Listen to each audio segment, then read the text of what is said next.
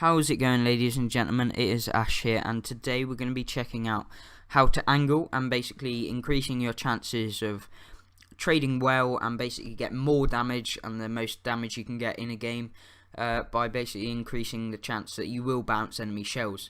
So first of all, you need to know what sort of tanks are good at angling, and just to show you, I'm going to be on Tanks GG and going to the tech tree and just looking at the German heavies. Now, the German heavies are probably the best for angling.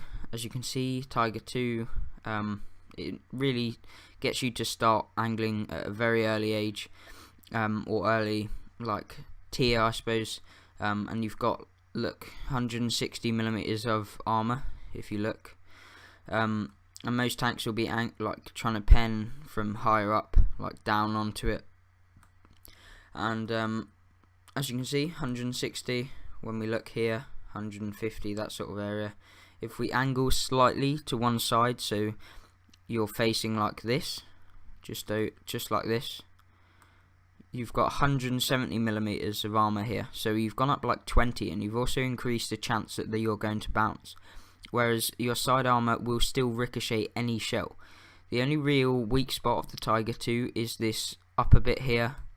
So people can butt through this, or the cupola of the Tiger 2. But as you can see, it's increased the effective armour quite well. Whereas here, 200, 224, 220, that sort of area. And the lower plate is obviously quite nice as well. So this is a sort of prime angle you want to be angling at in the Tiger 2.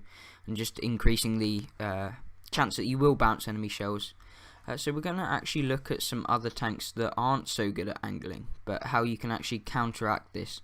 So we're going to go actually to the M103, because I've got some gameplay in a bit of how I was angling, well, side scraping, not trying to angle, but increasing the chance that I could bounce, and basically trading with the tier 10 T125 in my M103 and that sort of thing. So we're actually going to have a look at the armour. So the armour model is actually here.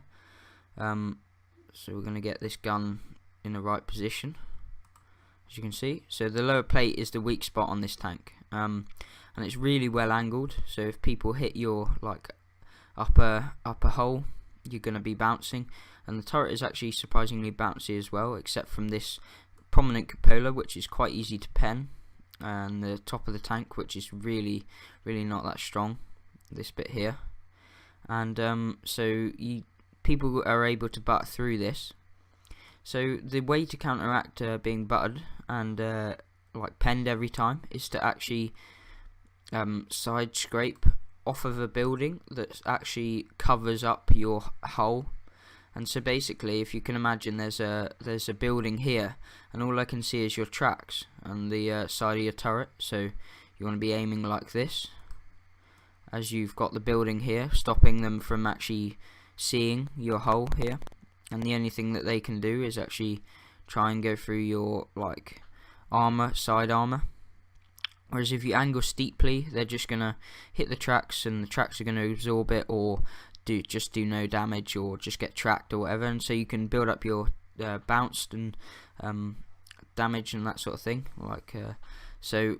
Once you've got into a position where you have a building that's hiding your hull, you want to then move slightly back from the building at the same angle, and once they've shot at your tracks or tried to pen you, you pull out slowly and then put a shot into whatever their weak spot is. So if it's a T125, what I did is I loaded a premium round, because the cupola of the T125 is all that I could see, and that is the weakest part of the turret.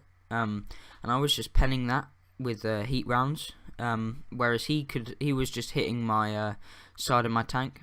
I was taking a few rounds here and there, but that is generally because sometimes they can pen through the tracks, like here, if they get this bit, or sometimes if you go out too far, they can hit this bit here and just butter straight through that.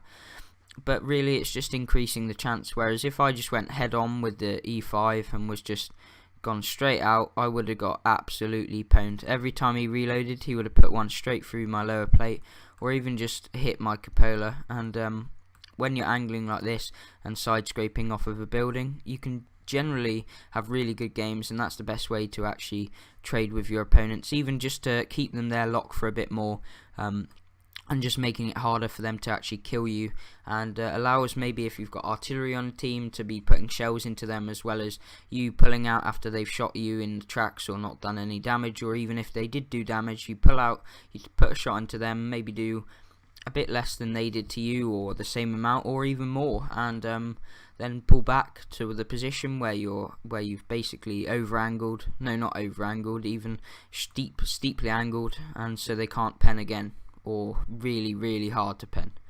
And that is basically how you can side scrape in like the American line heavies, that sort of thing. But you don't really want to, if you're one-on-one and you're out in the open, do not angle your lower plate, since, as you can see, it's reduced the armor a hell of a lot here in this lower right and lower left here, since it's 150 normally, and like 128 in this very low section, and just like 150 here, whereas it goes down even more if you angle. And this is also similar to the IS-7, which is like that as well, considering the pike nose and that sort of thing. But basically that's all I have to say about angling and side scraping. I'll show you some clips in my M103 when I think I'm on Malinovka, and I'm just side scraping off of the light, I don't know what it is, I think it's the windmill type thing, and just trading with E5. So if you did enjoy this video, please hit that like button and subscribe for more content like this, and I'll see you in the next video.